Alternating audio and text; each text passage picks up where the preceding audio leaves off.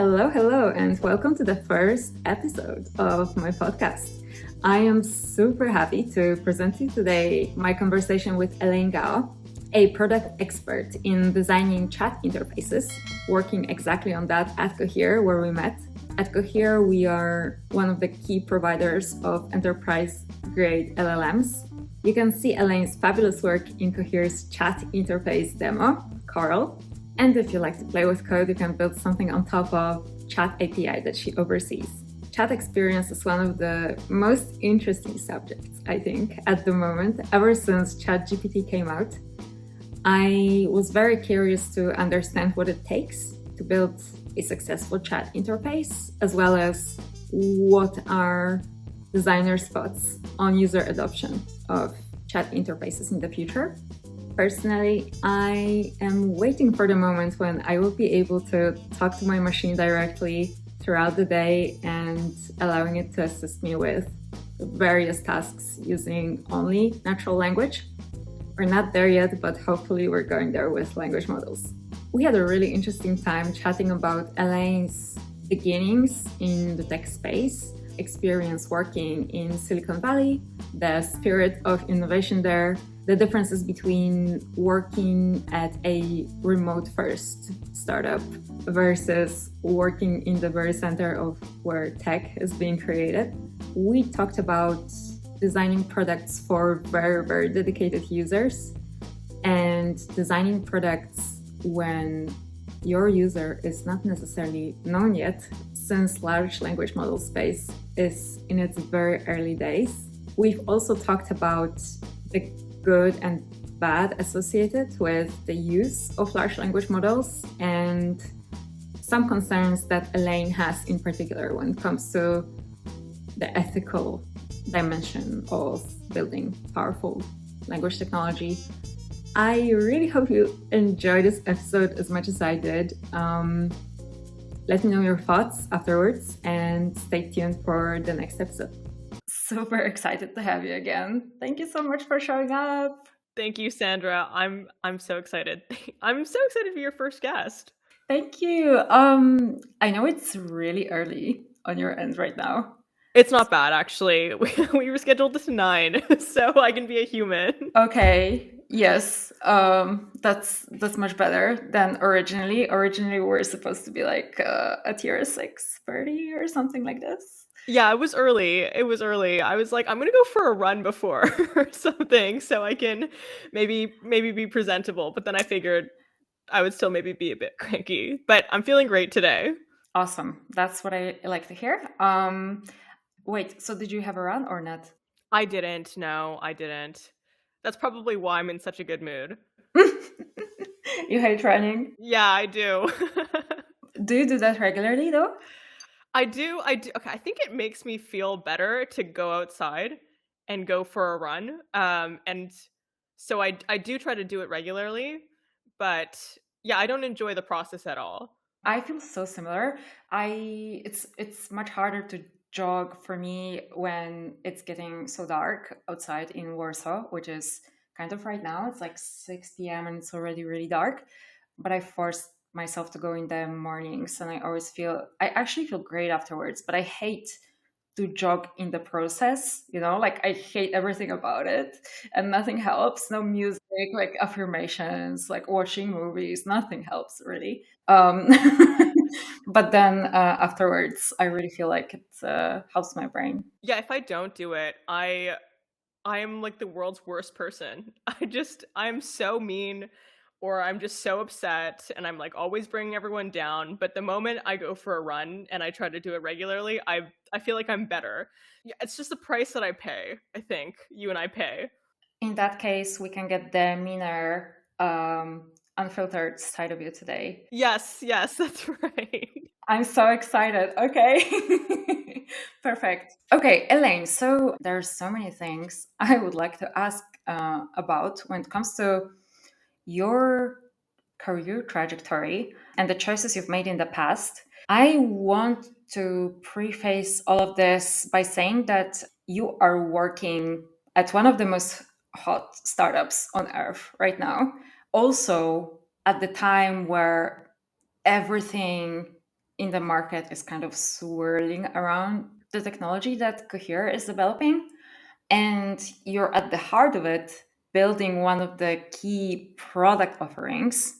And your previous experience is also in conversational AI. I think you have one of the most exciting jobs out of all of us at Cohere. And this is why I was really curious to sit down and chat with you to just learn what it's like, basically, what goes through your head, what the process looks like. And also, how are you in all of this, given that so many moving parts are moving, basically?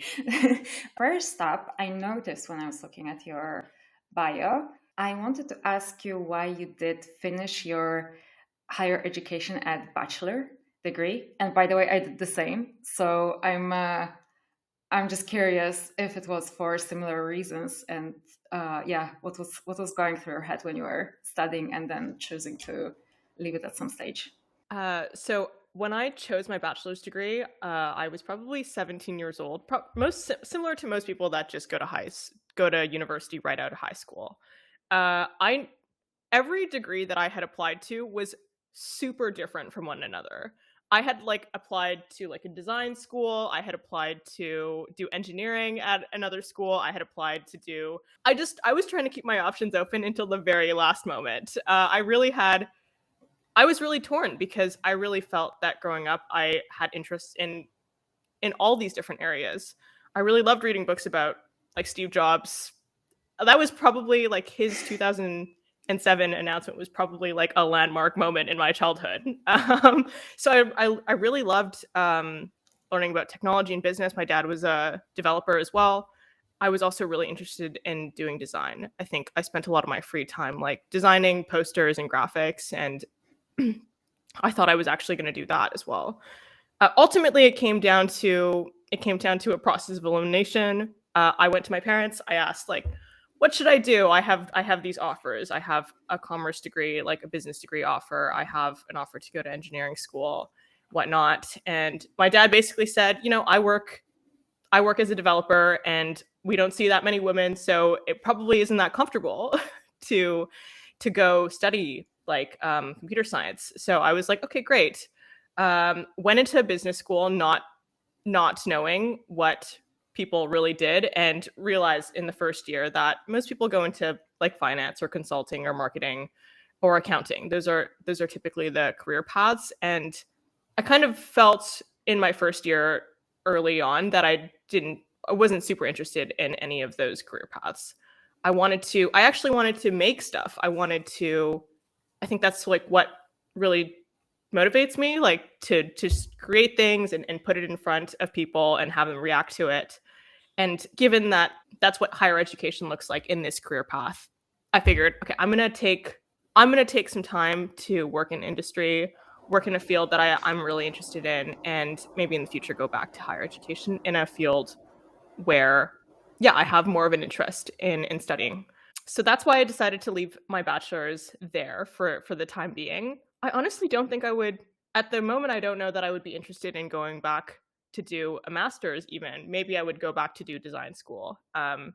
Still very interested in making things and seeing them come to life. That's such a cool story. So first of all, it's so interesting. I think it's like a kind of sign of the times and the differences between generations, that your dad, wanting to protect you, tried to actually discourage you from pursuing tech because he felt like you might not end up liking it because it's full of testosterone and bros that probably will not be nice to you. I tell that story and people are often like, oh my gosh, I'm so sorry that happened. But I know that he did it out of exactly what you're saying. He did it out of like kindness to try and protect me. Like he did it for a good reason. But I also feel pretty grateful because when I started to study computer science at school, when I started taking those classes, I was much more mindful of how can I build a community for people at school that focus on making people feel welcome.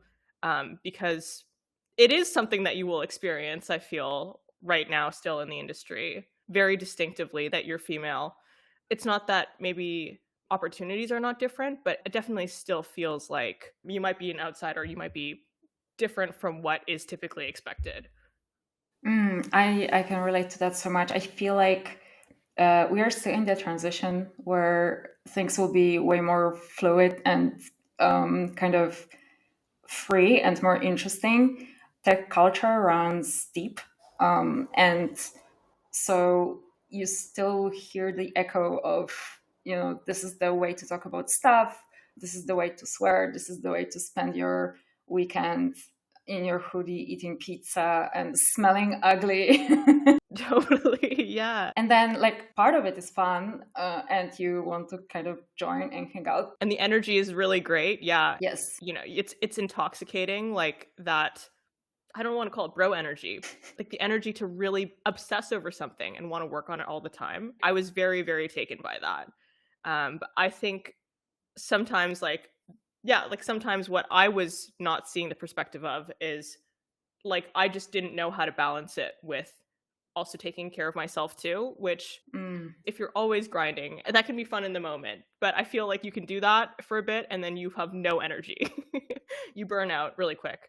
And I think I'm more interested these days in figuring out how to like feel excited about my work and feel that energy and still try to maintain it longer term. It's so interesting because I'm reading a bunch of books of managing your energy in business as a woman, and also considering that hormonally different things happen to you throughout the month, for example. And there are days when you're like completely exhausted and wiped out and don't want to talk to people. And there are moments when you're extremely bubbly, you're just like full of go and you want to be out there and you want to go crush it. And I so relate to the fact that the culture is a lot about the grind. The stakes are high. And so you're put on this constant 24/7 push, push, push, which might be more natural for men because of the differences in the way their bodies handle hormones. And they have this 24-hour cycle where it's basically rinse and repeat. And every day it's good to push up until a certain moment. And then you can collapse in the evening and then rise and shine recharged in the morning. Doesn't work like that for us. We need to learn to manage it in a way that helps you keep a little bit of that fuel in the tank throughout the entire period of time. And then, just like try not to push it too hard, because then you can pay consequences and you can get overwhelmed and burn out, which is also a very common thing in the industry as well, when you're trying so hard for such a intense period of time, and then at some point it's like, where do you get the fuel from? How do you go from there? I will say, like, I feel like growing up and even now, I don't understand how my dad has worked in the same industry and like works the same hours. And on the weekends, like whenever I visit, he's learning more. Like, I think that's just what the industry requires. And I don't understand. Like sometimes I'm like, when do you take a break? Because for me, sometimes I wake up and it's exactly as you described. I have no energy. So that is a really fascinating book that you've read to discuss that, because I feel it anecdotally, but I feel better now knowing that there are studies on it. Okay, so then you find your way back inevitably into the lair of Steve Jobses of our time and go to Silicon Valley. Yes. To join startups and pursue career in tech, despite the fact that your dad tried to save you from that. Silicon Valley is such a loaded concept, I think. Like, so many people have so many opinions about what it's like to be there, if it's right or wrong, how it changed over time. Can you tell me about your experience of going through one of these experiences that either all of us dream of or all of us consider as a career choice, to just be able to go to grow among the top minds in tech ecosystem? Yeah, it is one of the most special places of thinking. I feel like that can exist. I think I can say that because of life-changing ideas, like one after the other, that have come out of Silicon Valley. And the inventions, like, I think there are a few places in the world where you see that kind of innovation and its effect on that many people. So, yeah, it is so special in the way that it thinks. And working in a company that's based out of Toronto now, that kind of also is at the cutting edge. You would think that a lot of the mentalities are very similar, but I think there are notable differences now that I've experienced both of them. And there's actually a person who I used to read the works of that did a study on this. That person runs something called the Narwhal Project, and he basically compares startups coming out of Silicon Valley and startups coming out of Canada. And he's based in Canada. And he's discussing why might startups out of Canada be way less productive, or at least less productive and less notable than startups that come specifically out of the Valley. And some of the items that he noted, or some of the points that he noted that I thought made a lot of sense to me, were first, because Silicon Valley has had such a long history of wealth that's originated from microchips, you have like a bubble of people that were building computer chips that are really interested in giving back to this community that raised them. You just have angel investors, like people that work at regular companies that are angel investors, willing to cut a check to their friends who are starting a startup. And there's also, because people work in a very similar industry, lots of people work in a very similar industry there, I think there's a lot of trust in others, in their abilities. And when people give investment in the Valley, I think that there's just more of like a freedom to experiment. Like there's a lot of positivity. Sometimes you almost see like positivity that people might consider like toxic optimism. Just like whatever you do, it might work. Like just try it. And then you get some really, really interesting startups. But it is just like this free form, like take my money, do whatever you want with it, that I think really does give people like this freedom to experiment and build startups that are innovative. When he was analyzing some of the startups that are based in Canada, the venture funding landscape is much smaller, and people typically invest when it's much later stage in a company, or the companies are in much later stages. Earlier stages are when most companies like either make it or break it. So if you're not really investing in like early stage companies, you're not going to foster the same kind of like experimentation to like find new ideas that the Valley is really, really known for. Also, when you're investing at a later stage, or when you're much smaller, I think the investors here are much more, they're really looking for profitability much faster. I think they have like a lot more strings attached with some of the funding that they give. That's often the case, or a trend that he noticed. And when you kind of have to answer to your investors all the time, I think you become more afraid to experiment. And so I think having worked at a couple startups in Canada versus like startups in the States, I feel like startups in the States are really, really chasing this idea, like this true idea of growth at whatever cost. Like, what can we just do to get more users? And oftentimes, when I work in startups in Canada, I think it's a much more measured approach. Like, how are we going to eventually get this to profitability? It might not be so much the case now working at a large language model company, but that's the ecosystem that I've seen, and the differences between the Bay and in Canada. And ultimately, when you're surrounded by that many people who are always so excited to build something, like you go to a party and the first thing that someone asks you is like, what are you building, or what are you working on? Like, I think you really just want to contribute to that when you're there. So that makes a lot of sense. And it does definitely seem contagious, the optimism and the sort of free playground, I guess, policy sounds quite enticing. And especially when you're in this incubation phase where you can go in so many directions with what you're building, might be extremely useful. Plus, the long-term perspective is healthy, especially when you're looking at investing in a startup that's just literally just like forming in somebody's head. It is, yeah. So what made you decide to leave the Valley at some stage? Yeah, so in 2020, I was working in a company based in the Bay, and because it was COVID, I had decided to move back home. And but I just never decided. I didn't intend to come home for a long time. I thought I would actually eventually move back. But there were things that I noticed that I felt better about when I was in Canada. Firstly, I feel like when I come back here, or when I live in Canada, I can feel that my life is not just about the startup or the problem that I'm working on. I think for me, it was very easy for me to get sucked into entirely the problem. And I would I would not do other things in life that would mean taking care of myself. To just put it bluntly, I was really, really obsessed with the problem that I was working on, and I think the working culture there really encourages that. I also found that when I started to live here, I could meet more friends that just came from very different backgrounds that also have improved. I think they've improved my growth to like explore different avenues or different perspectives. Like the perspective that I feel like I was very quick to develop there was, of course I could be right, or of course I could be the one to change the world. Because, like I work in the center of tech and I feel that whatever I build, people will have the same mentality as I do.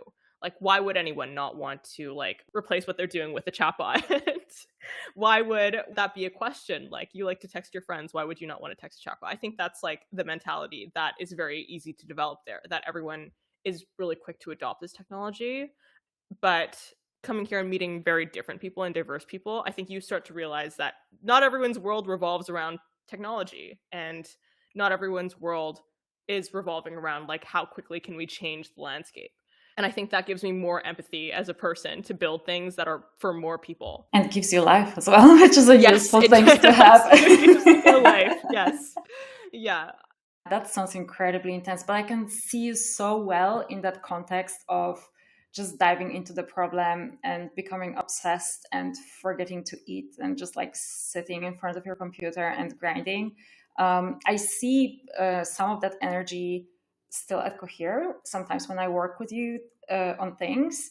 And I'm glad that you are at an environment that also encourages, reaching out to folks that are from different industries to understand a little bit better what it's like. I mean, ultimately, you're building things for people, for most of the time, other industries than tech, right? Yes. So it's really useful to talk to folks to understand what it's like to be in a medical profession and deal with the patients with huge queues, etc., etc. That must give you some fuel and some food for thought as well in your work. I used to work in mortgage technology, and I was like maybe 21, 22 years old when I was working in mortgage technology, and I was building software for loan officers. Most of them had been selling loans, like home loans, their entire lives.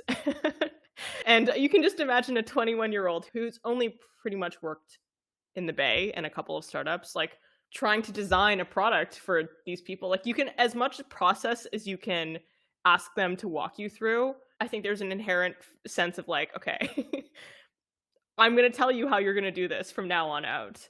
I don't think I was able to even see how that was like crazy until I stepped away and I saw like, okay, yeah, when most of my friends do work now, they still work in Excel. Like, that's what they're dealing with now. I don't really think I had very much compassion for that until I could hear people say, like, people not in tech say, like, why would I change that? So I do think it's given me a lot more empathy for the fact that I'm trying to build products for people that don't work in technology. It's also refreshing to just hang out with somebody that kind of observes your space from the distance and has a lot of questions and doesn't understand much. And doesn't judge you for the success of like your product that day. Yeah. Exactly. You don't feel any imposter syndrome around that type of person. And you're free to vent. Agreed, yeah. That's awesome. So you mentioned Cohere and mentioned working in a large language model startup. It does indeed feel like a little bit like that, like we are at the center of the technological universe right now. Everybody's looking at what the main companies in this space are developing and also what open source communities are developing. And Cohere has this interesting setup. I think it's one of the few, maybe Hugging Face also has that in the LLM space, that lets you work remotely. So here we are, you're in Vancouver right now. I'm in Warsaw. And we work with each other. There are folks with much crazier time zone differences as well that are teammates. And it's such an interesting experience to have. It's the very first time I am meeting so many different cultures and languages and even work experiences, because you have a mix. You have people that are coming straight from the dungeon of Silicon Valley, like yourself. You have folks that conquered corporate universe, and we all come together and troubleshoot and try to figure out ways to build awesome stuff and every day become better and better at it. How do you feel in that setup? Does it give you what you need right now? Are there any downsides for you? Are you productive in that setup? That's like one of the main questions, I guess, that companies that don't implement the work from home policy post-COVID must be asking themselves, like, how is that impacting your productivity? Are you able to do more? Are you able to do the same amount of cool stuff? And how are you feeling about this? Before we all went remote, I felt that as a product person, I would never be able to do the role remotely. And I thought that way because some of the stuff that I thought I couldn't do was bother people. Honestly, bother people throughout the day. Like, if I have a question, I just go ask somebody. That's what I thought was helping me be productive. Now that I've been remote for a while, I go to an office and I cannot produce work. I cannot produce work unless I go an hour or two early. Yeah, I'm not sure how like I ever was able to do that. Mostly because people are now asking me questions, right? Like when you go into an office, like you just socialize with others. And I think there are more free-flowing ideas that come out of that. But I think I am definitely more productive working at home and going to meet my teammates like a couple times a year.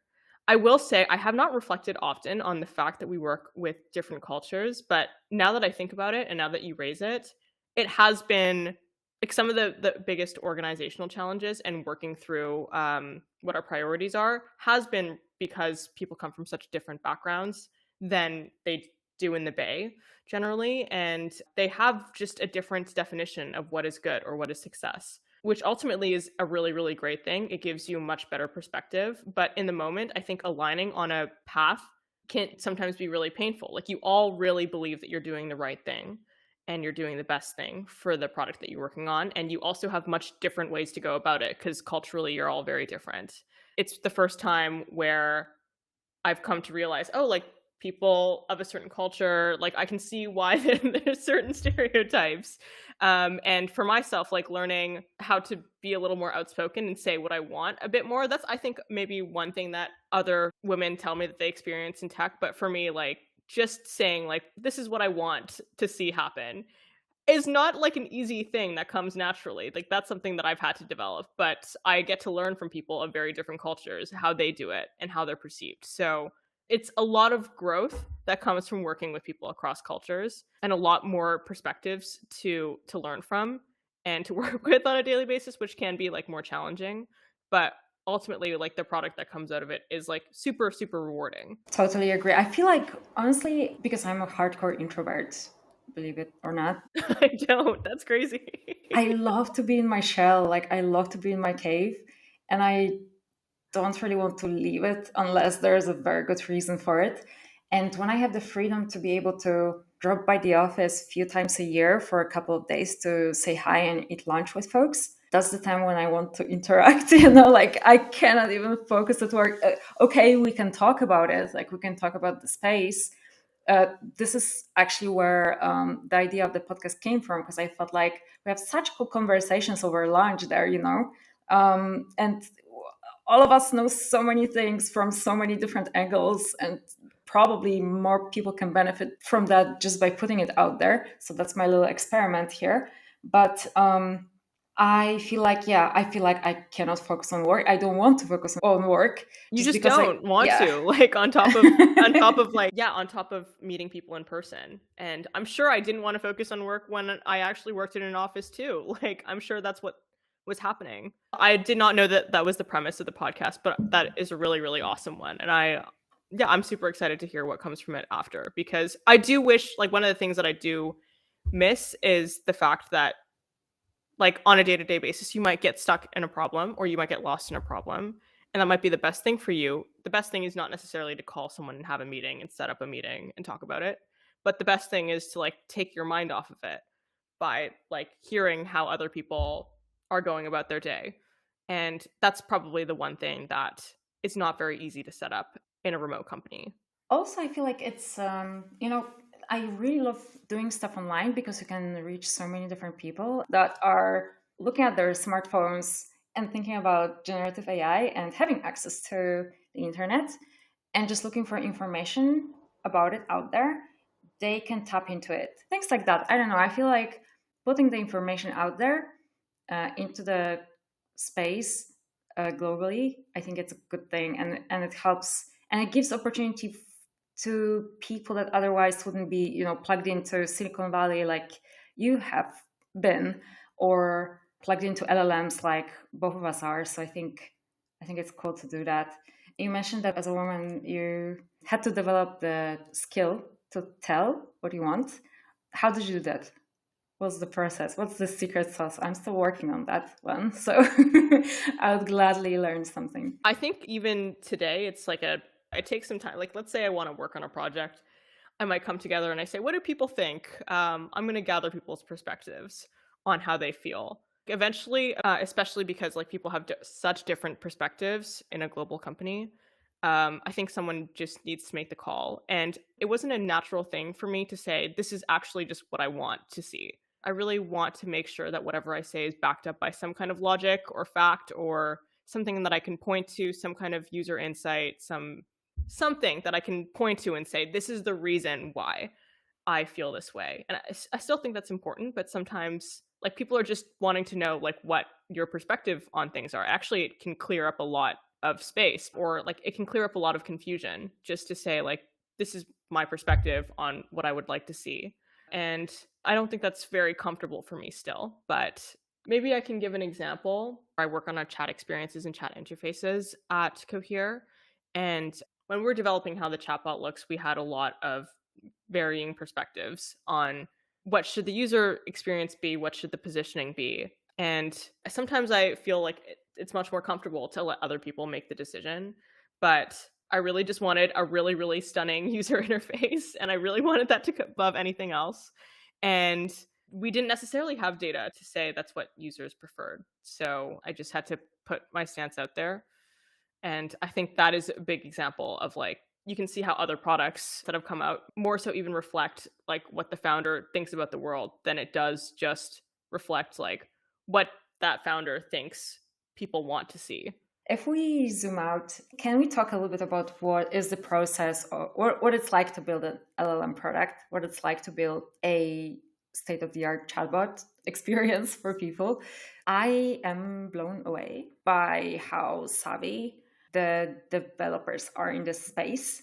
And so if you're building some stuff for them, I feel like you want to make it the best possible thing, because they then will take it and build stuff that will just blow your mind. And so you want to give it your all to make sure that it's like the best possible thing out there. When you're interacting, for example, with the early users during the development process, what do you feel like? Do you feel like this is becoming real? Or do you feel like, oh my God, I need to deliver? Do you feel like, what goes through your head? How does it work for you? Yeah, the first thing I feel when I interact with the early users is always just a sense of awe that they like love this so much. They're so inspired by what the technology can do, and how it's going to change their lives. Like that's the early people that are interested. They're just really enthusiastic, and they really spend their own personal time to learn about how it works and to compare the different LLMs. I almost feel like a service to them. Like they care just as much as I do to see this working, which is really special. The thing that I often feel most frustrated by is like when they have a question about how something works and it was just confusing to them. Like you said, these are people that have continually like awed me in what they can build and what they've figured out, and they're willing to spend so much time with it to just understand. But sometimes I feel like if something is like slightly confusing or isn't straightforward to learn and understand, like they would have wasted like a whole afternoon trying to figure it out. I just really want to avoid things like that.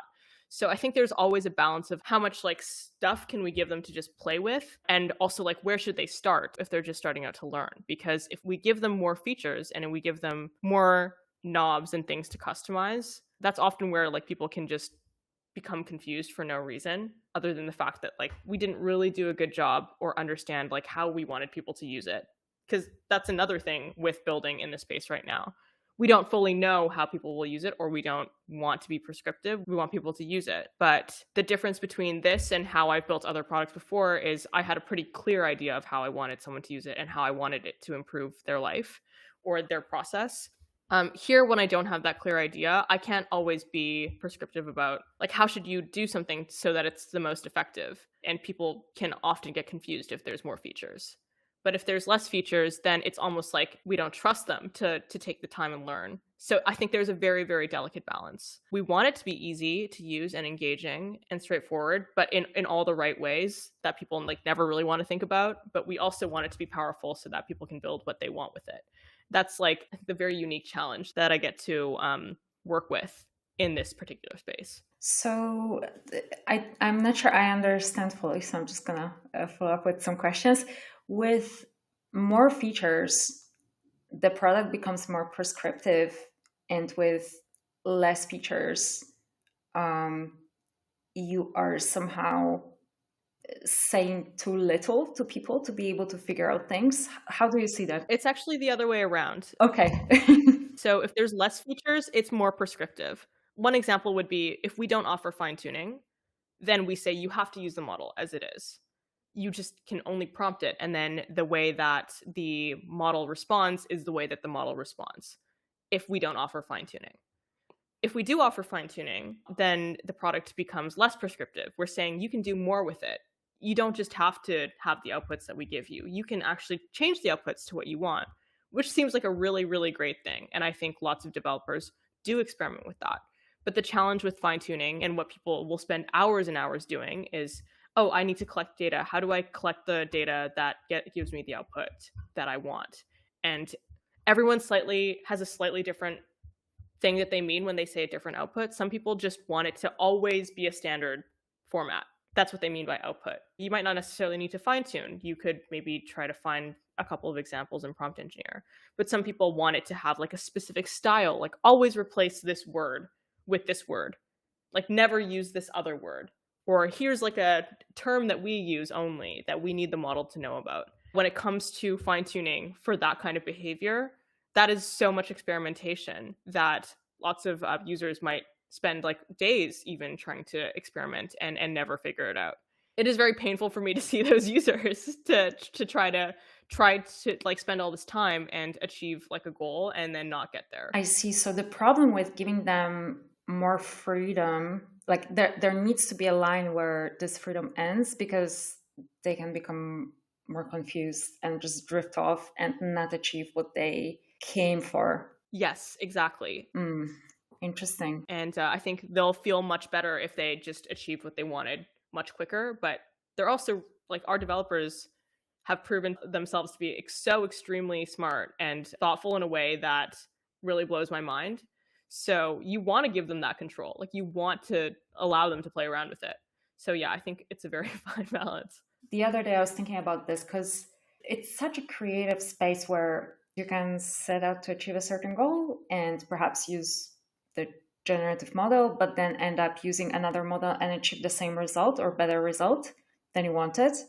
And there are conversations about, how this space is going to evolve, how the models are going to transform in the future. For example, the differences in approach I see sometimes is some people just love embeddings and what they entail, what type of power it gives them. They are usually people that were already somewhat related to NLP before things blew up, and they just feel at home with embeddings. They want to embed everything and then go and build apps on top of it, build semantic search systems, recommendation systems, whatnot. But then there are folks that came to the space through the ChatGPT craze. And so they are very, very familiar with generative models. And they're not so familiar with embeddings, and they're much less intuitive about this. And so the tension I see here is some people adore it and want to go on and build with it. Some people think about, how do I create the context window that's, infinite, so that I am able to just parse the information with the generative model without touching anything else. And so you have these like completely different minds, completely different takes on it, and different backgrounds. And then you have very different setups. So this is a really cool thing that's happening. that I was thinking about lately. But yeah, just a thought on the side. You talk to so many users, and our products are mainly targeted towards enterprise customers. Is there a difference to talk to, although I guess if you were working on use cases like mortgage loans before, I guess you were interacting with more structured processes and the Sensitive data. Exactly. Yeah. What's this experience like, and how are you able to get to the bottom of things and prioritize what features and what capabilities are most important for most of the enterprises out there? Even to your previous point, what you were describing about how there are so many different ways to build what these enterprises want. And there's also so many undiscovered user experiences that haven't been created. I actually think that is the number one priority, no matter if you're an enterprise or if you're an individual. It's the onboarding experience. Like, how do you learn what the model can do? How do you learn its limitations? How do you learn how to get generations that are not harmful? What even is like a harmful generation? I think that's probably the question that people want answered when they start to build with an LLM, no matter what background they have. I actually think that that is something that we see across enterprise and developers. If our chat endpoint or if our generative or embedding endpoints are straightforward to use and the model performance fits the positioning that we give, yeah, I think even enterprises will be interested to use it. I think the difference that I've seen when I work with enterprises and the kinds of companies that work with enterprises are just dealing with much more sensitive and strict data requirements. Often these companies have a much higher standard for support as well. And like features that they build and customizations, I would expect that we would have to cater to like individual enterprises in that way that we don't necessarily prioritize in the same way now for individual developers. But with individual developers, what we do learn from them is how did they onboard? How did they build their own support chatbot or their own customer chatbot? Like, what was it that worked for them? What kind of data worked for them? We're still learning how developers are doing it so that we can build those UXs that make it better for or easier for enterprises to see the value. How do you learn that? What are the steps that you're taking? What are the data that you're looking at? How do you estimate what's going on there? The one thing that I love to do is I love to just put our interface in front of somebody. I might segment them differently. I might segment them to somebody who already uses some kind of AI assistant in their daily work. I might segment them into someone who never has seen this interface before, and then ask them to play around with the interface and to try to understand from them what is confusing or what doesn't make sense. With chat, we've recently introduced the idea that you can have a data source that you search against in order to inject information into the model. There is a limitation with language models now that they have pre-training data that is used to train the model, and then there's obviously a cutoff point for that data because it just takes a really long time to train the models. And so we can't continuously feed it new data. But one of the biggest use cases in the space for the longest time has been marketers trying to write content with generative models.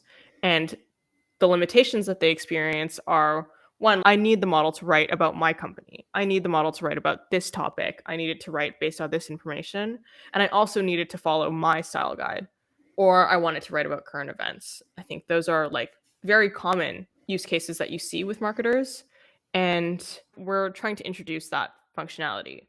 But if we also introduce this functionality called grounding to just someone who's never heard of a language model, I don't think they necessarily understand why that needs to exist. Like, I think some people just think the model already knows everything. What is grounding? Why is it a separate concept than just me asking like another person a question and then the model is like searching the web? That's one way that I love to gather information, is just watching people interact with it and like, yeah, taking notes of where they get stuck. Another thing that I like to measure is how many people come back week over week to use the model again. And if I reach out to them, what is it that they're looking to do with the model? Often the use cases are around trying to build some kind of chatbot for themselves. Very similar to how we think about building a chatbot internally right now, which is oh, what if it could help us do work on the documents that we have? I think that's something that would be a really interesting use case for enterprises as well. It sounds like designing a product is a big exercise in getting outside of the realm of your own perspective and observing other perspectives very, very closely and trying to find the common ground for them to put together a product that people would use. Yeah, I think design is like knowing who you are building for. And in the case with LLMs, I think that's challenging sometimes because we want to build for anyone. Like, I think what was so magical to me about LLMs was if anyone could just start to build apps, they'd never had to write code. That's almost like our computers are learning our language instead of us learning their language. I feel like that is like the most exciting part, or like what was exciting for me about LLMs. But at that point, you're actually building for everyone. But I think with designing a product, you want to build for a specific person. And then once you kind of have a sense of who that specific person is, I think you want to also have a strong opinion on what it is that you want them to do differently or think differently. It's almost like writing an article. Like, you're trying to convince someone. Like, how am I gonna design these arguments to convince someone that they should do things differently and see things differently? I think that's kind of how I see designing an actual product itself. Can we revert back to what actually brought you to LLMs? Was it, if I understand correctly, I might not, was it the fact that we are teaching the computer our own language, and so we will be able to interact with it more freely, so that this communication between us will become easier? Yes, totally. I think with the way that software is going and how it has taken up like much more and more of our economy, I think that the people that know how to code are able to capitalize on that. Or the people that understand how to build applications in some ways are much more advantaged than people who don't, in order to define like how humans are even going to live going forward. And I think that concerns me because I obviously meet so many people on a regular basis, or have lots of friends that are so far away from knowing how to build applications, but their perspectives are like equally valuable. So now you have like this group of people that maybe only have had a bachelor's and are 20 years old writing like code that really is impactful on most of our daily lives. I would be really interested in seeing more people build applications from a perspective that is not just like this background. And in order for people to do that now, they have to learn a computer language. But I do think what I saw in language models when I joined almost 2 years ago was, this is like teaching the computer how to speak our language. So we're telling it, this is what I want you to build. This is what I want the application to look like. And even in the future, we maybe don't even need applications. We can just tell them what we want done. But the demo that like really blew my mind was someone doing a demo against ChatGPT 3. They were like, oh, like, let me just build a to-do list. And when I was interviewing for software positions, I had to do a to-do list. And this person just told, write me code that is a to-do list. Like, this is all the functions that I wanted to have. And the code was put into a renderer, and it exactly did the functions that he described. Like, that was so exciting to me. I love it. I can relate so much. Like, I think big part of it is just because code is not a language I feel comfortable with. I don't feel fluent, and I don't think I'll ever be as fluent as I can be with natural language and different languages as well, like English, Polish. I'm learning Mandarin as well right now. And it's so frustrating to not be able to like push through a certain barrier that you land with when you are not great at coding. But then now that you have a helper or a coach that can understand the both worlds and can give you all the attention that you need in the world, or can simply just take all your ideas that are expressed in the natural language and then turn it into code to create a digital representation of it, I think it's so sick. It's basically like building a highway between our brains and computers. Things can go so fast from here, and like so much more information can be transported from one place to another.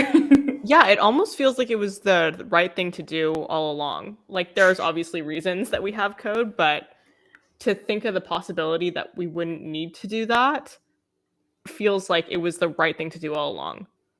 What do you think our future, say 5-10 years from now, will look like? It's a super tricky question considering how much is changing on an everyday basis. But do you have more of an optimistic outlook, more of an concerned outlook, realistic outlook, pessimistic outlook, and also what kind of use cases you think will be there? I feel like I'm so optimistic about this because this is a personal goal of mine.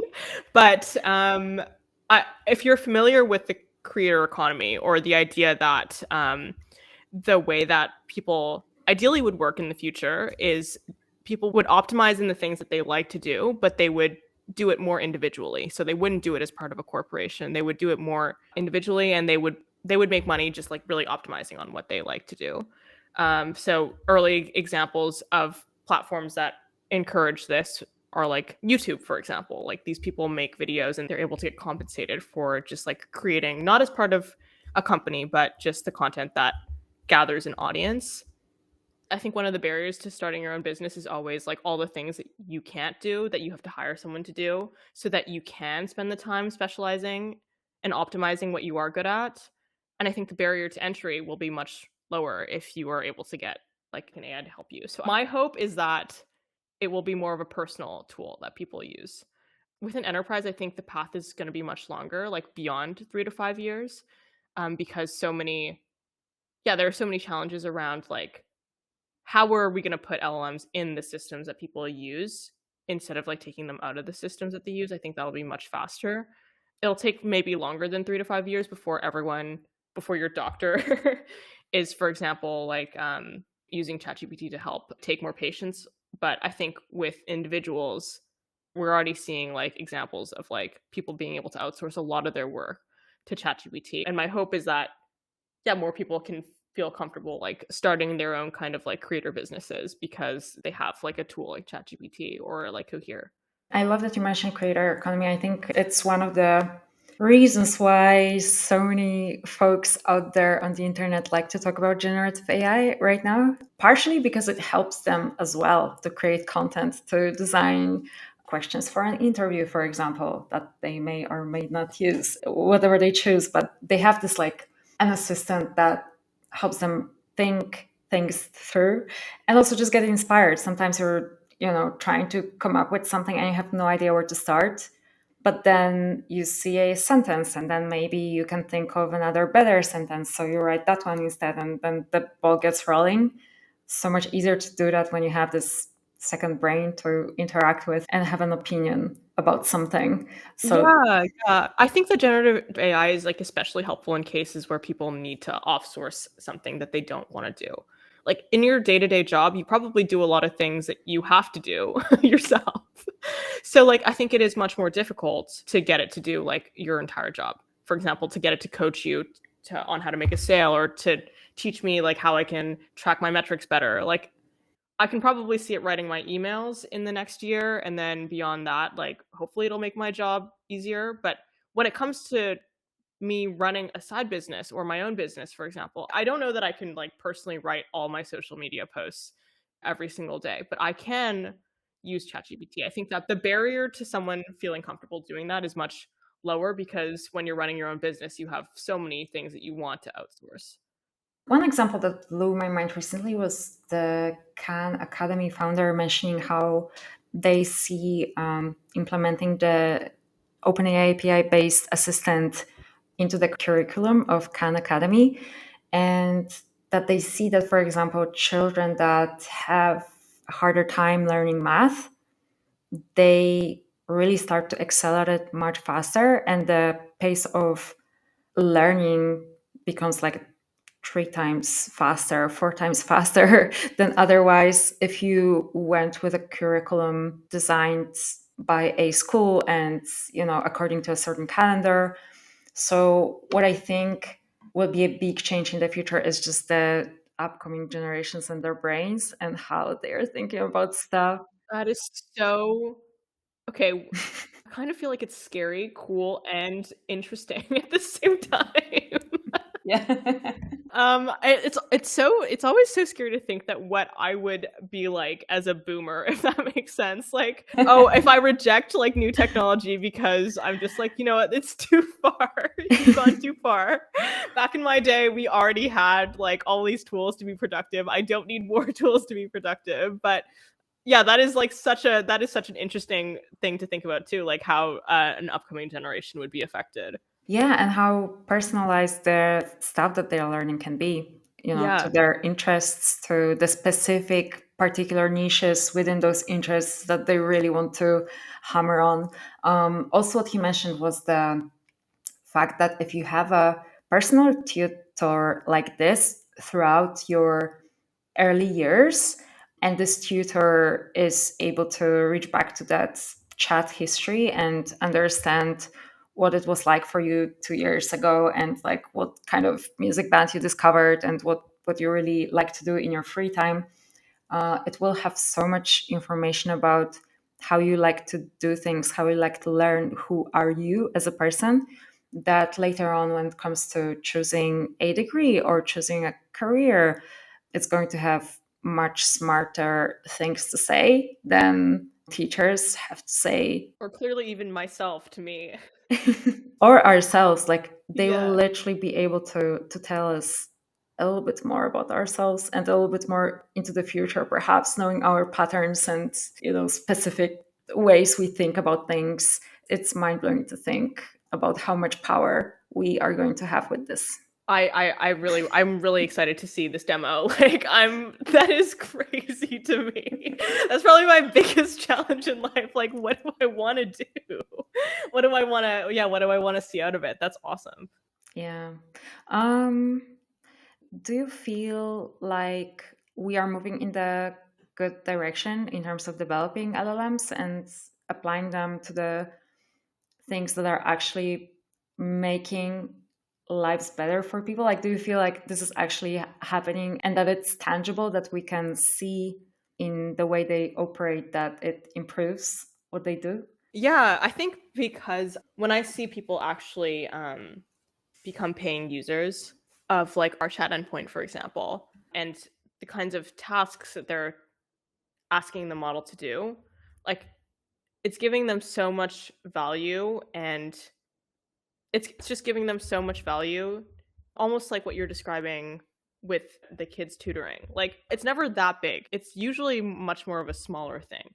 It's usually like, oh, I paid because I want to debug this code, and this is a much more personalized code debugger. Or I paid to save like time from doing this other thing because I get to experience like how people feel about this incremental change that has occurred in their life. I really feel like it's a positive thing that people are doing with the technology right now. I kind of see it more as like how the person feels like it's bringing value to them. That's the only reason that they're willing to pay for it.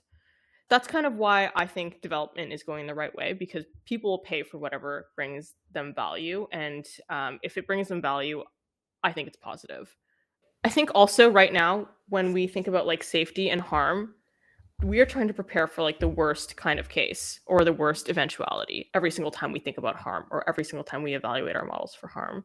And so I don't really see right now instances of the real world getting as bad as the cases that we see with harm. Like, it can be bad, but I think if people are going to actively pay for it, they're right now bringing value to their own lives. So I think it's trending in a positive direction. I also feel like regulators are much more interested because of the craze that ChatGPT has brought on, and much more interested than they have been with other technologies in the past. And hopefully we'll be much faster to act on it.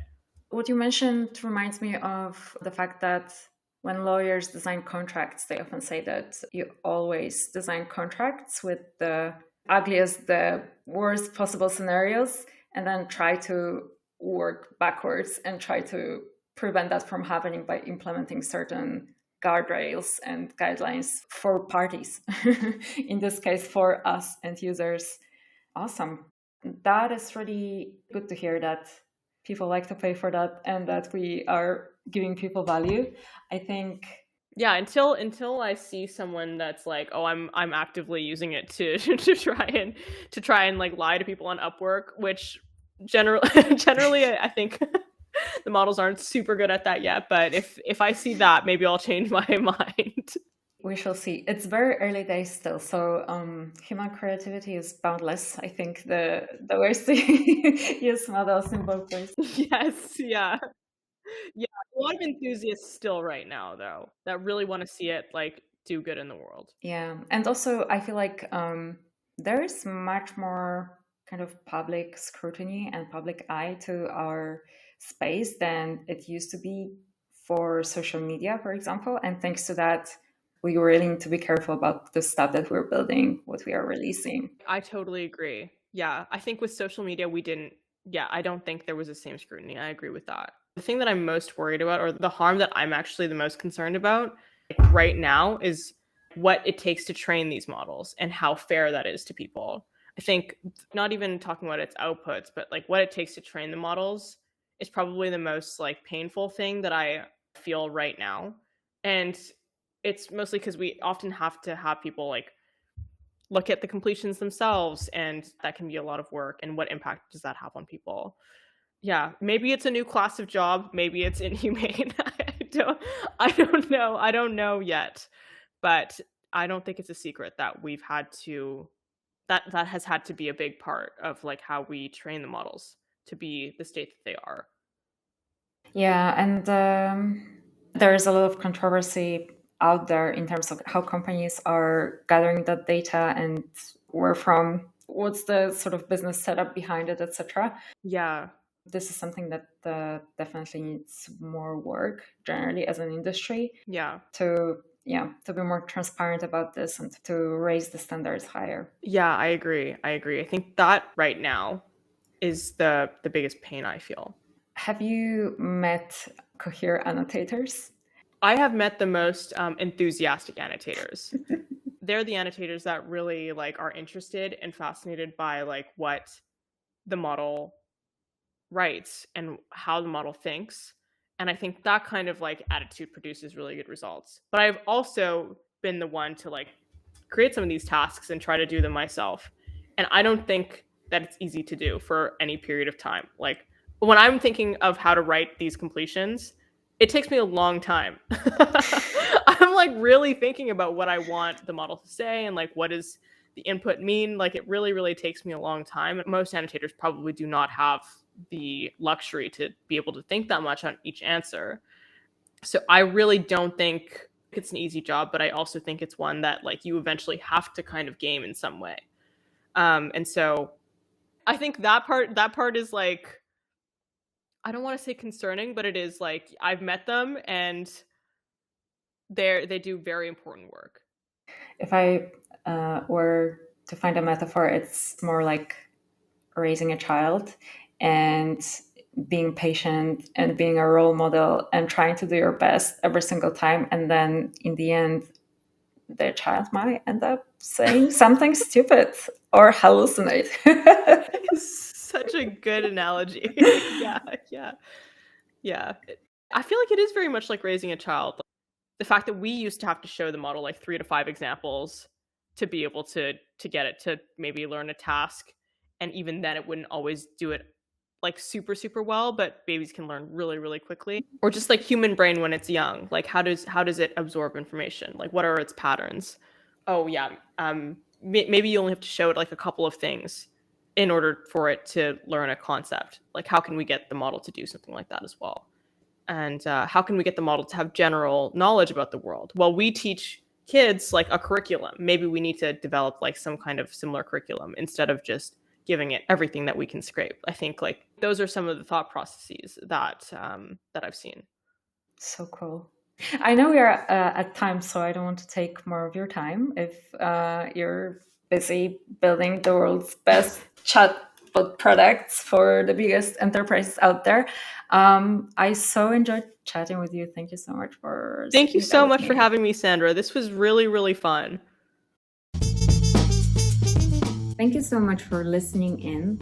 I really, really care about your experience and your thoughts about this podcast. So please remember to rate it on whatever platform you're choosing to watch it or listen to it. And let me know your thoughts. Let me know what kind of questions you have, what kind of guests you'd like to see in the future, and whether there are any topics that I can tap into that would be really useful and fun for you to explore. You can follow my journey on my socials at it's Sandra Kublik on all platforms. And remember to subscribe to my Substack to get my personal scoop on each of the episodes and thoughts surrounding the topics that we've discussed today. I'll see you in the next episode.